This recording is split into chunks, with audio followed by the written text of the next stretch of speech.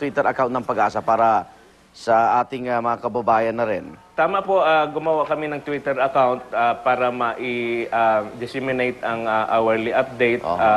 Ang official Twitter account namin ay ang DOST_Pag-asa. Maliban sa Twitter, ito ay naka-upload din sa aming website na sa http://www.pagasa.dost.gov.ph. Okay, at mamaya, inaano naman namin dito lagi-lagi inyong mga ikangay maaring mapagkuha ng impormasyon ng ating po mga kababayan. Salamat, Nathaniel. Maraming salamat din. Okay, usap ulit tayo mamaya. Okay. Ginang Nathaniel Servando po ng Pag-asa. Yan, Nathaniel din. Yes, samantala, para naman sa mga nagtataka dyan at meron ng nakataas na storm signal number 4 sa Isabela at Cagayan, yan po talaga ang pinakamataas na warning na posibleng maibigay na Pag-asa tuwing may napakalakas na bagyo. Taong 1995, nang unang nakatikim ang bansa na masa ilalim sa storm signal number 4. Buwan din yon ng Oktubre, bunsod po ng pananalasa ng bagyong Rosing na may taglay ding lakas at bugso ng hangin na umaabot sa mahigit 200 kilometro kada oras. Muling nagamit ng Pag-asa ang storm signal number 4 noong taong 2006, bunsod naman po ng bagyong Reming na bumayo sa Kabikulan. I am ready. Yan po ang kampanyang gusto naming isulong dito sa GMA News and Public Affairs. 3 M po ang kailangan natin gawin tuwing may bagyo. Una, magplano, magsiguro at makibalita. Makinig o manood ng balita tungkol sa weather updates. Alamin at kumpunin ng mga bahagi ng bahay tulad ng yero, tabarin po tangayin ng hangin, iwasan na rin po ang mamamasyal, huwag na rin bumiyahe sa ilog at dagat. Maganda rin po ng mga package or pagkain hindi na kailangan lutuin tulad ng dilata. Huwag kalimutan ng abrelata. Mag-ipon na rin ng malilinis na iluming tubig. Maganda ng mga kandila at flashlight na may baterya sakaling magka-brown out. I-charge din ang inyong mga cellphone at tiyaking may sapat na load sakaling kailanganin niyo pong tumawag para magpasaklolo. Yes. At kung kailangan namang lumikas, isara po ang lahat ng mga bintana sa bahay, ibaba ang main switch ng kuryente, at isara rin ang tangke ng LPG. Yung mahalagang bagay, ari-arian, maaari nyo po iangat para hindi na maabutin sakaling bumaha. Pagbaon na rin, syempre, ito mahalaga, first aid kit, damit, pagkain, pati panlamig at lubid. Ayan, kompleto na yun halos. At kami, naka-special coverage kami sa DCBB 594 po sa talapihitan ng inyong mga radyo. Maghapon po yan na nagbibigay kami ng mga updates kaugnay po ng dadaanan at lakas itong ating bagyong Juan. Yeah. Transistor radio, murang-mura lang. Bagi po kayo ng baterya, extra battery. Dahil kung maghapon ng mga under yan, mag-aubos na naman kayo. Flashlight. Yes, flashlight. Na may baterya. Meron nang di ganun eh. O yung kinakalog lang. Yung crank niya, gano'n. Iaalog nyo lang, iilaw na yan. Automatic, hindi na kailangan ng baterya. May ginaganon din. Di ba marami ng uso ngayon? Meron. May ginaganon din, may iniikot din. May iniikot din. O kaya, nakalimutan nyo, pito. Very important na pito. Maglagay kayo sa katawan nyo ng pito. Ito yung kampanya naman ng Philippine National Red Cross. Para, siyempre, hindi natin malaman kung nasa kayo. Madilim. Di ba? Pumito lang kayo para masakluluhan kayo ng mga rescue teams. Kunyari, hindi nyo kayang sakluluhan nyo. Sumigaw yung sarili nyo. Dahil pag nabasa kayo, mamalatid na kayo.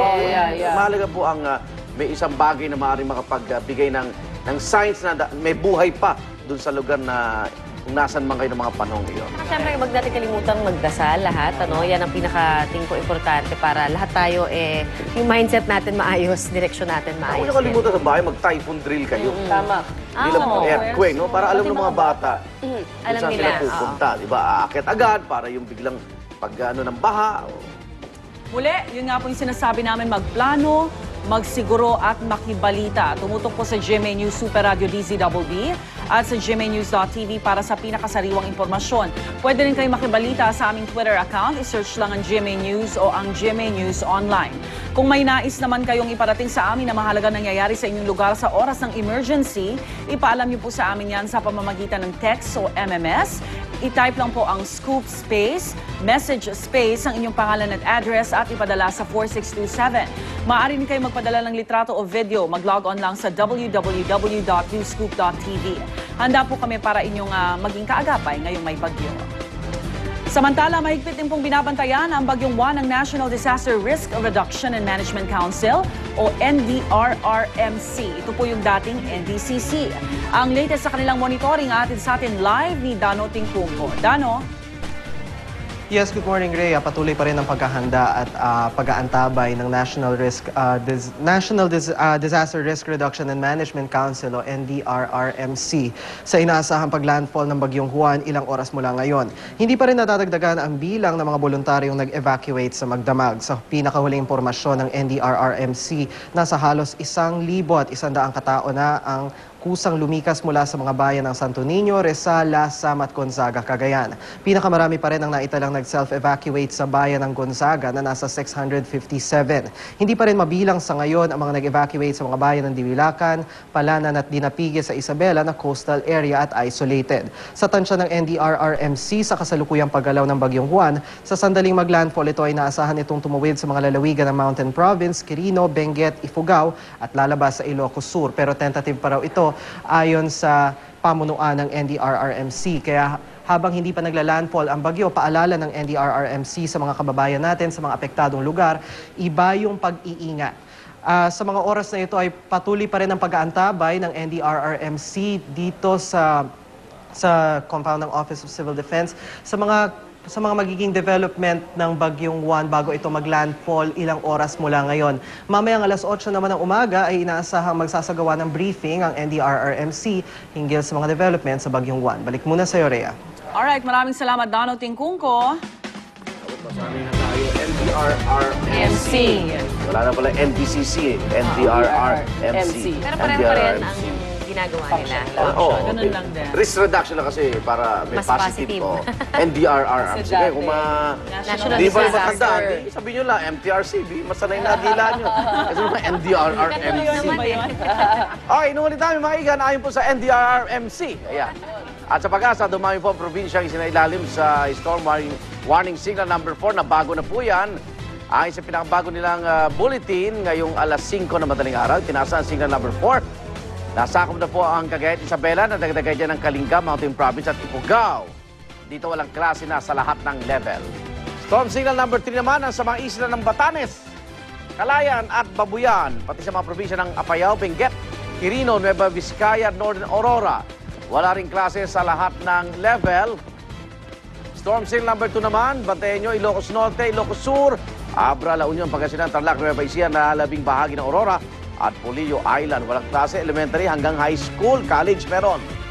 Sinilalim naman si storm signal number 1. Ito, lumawak ang sakop niya. Cavite, Bulacan, Pampanga, Bataan, Zambales, Northern Quezon, Rizal, Laguna, at dito na rin sa Metro Manila. Preschool po ang walang pasok sa mga lugar na nabanggit. Alinsunod po sa guidelines ng DepEd kapag inyong lugar nasa ilalim ng signal number 1. Ibig sabihin, automatic po walang pasok sa preschool level. Pribado man yan o pampubliko.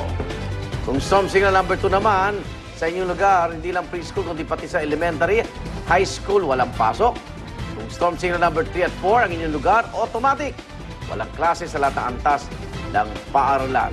Pribado man yan Yes. o pampubliko. Yes. Pero minsan, di ba, depende, like, kunyari, ang Metro Manila, signal number 1, pero kung medyo biglang lumakas yung amount of rain, ako, Probado. baka mamaya Aprobado ng suspindihin parents. din. Oo, pero discretion na rin ng mga magulang kung talagang maulan naman sa lugar nyo at delikado. Kung kunwari, lalo na hindi mo agad-agad mapull out yung anak mo, alam mo hindi ka makanood. May iba din problema, decide wala naman siguro mga exam ngayon. Yun ang lagi. Meron, exam Meron week. ba? Ano na eh. Ba, delikado. Kasi Wala break na, automatic na sinabi na nga. Exam Kasi week. break na Naku eh. po. Pero sa NCR naman tuloy dahil preschool. Wala naman. Preschool Oo. lang Preschool naman. lang ang walang Signal pasok. number 1. O sa kabila naman ng banta ng bagyo sa Northern Luzon, tuloy-tuloy pa rin ang training. Uy, maiba naman tayo ng training ng ating pound-for-pound king Manny Pacquiao nitong weekend. Nitong Sabado, todo ensayo siya sa Baguio City. Personal pang chinek ni top-rank boss Bob Arum ang training ni Pacman. At kumbinsido siya na 90 hanggang 95% na handa na ang ating pambansang kamao. Pero may pahinga rin naman ang ating kampiyon at itong Saturday night, ensayo sa pagkanta naman ng kanyang pinagkakaabalahan kasama ang kanyang banda. Kaya mamistulang may mini-concert sila. Sa selebrasyon na rin ang pagkapanalo ng Team Pacquiao sa nauna nitong pa-basketball tournament. Muling pinabilib ni Manny ang kanyang fans sa kanyang galing sa jamming.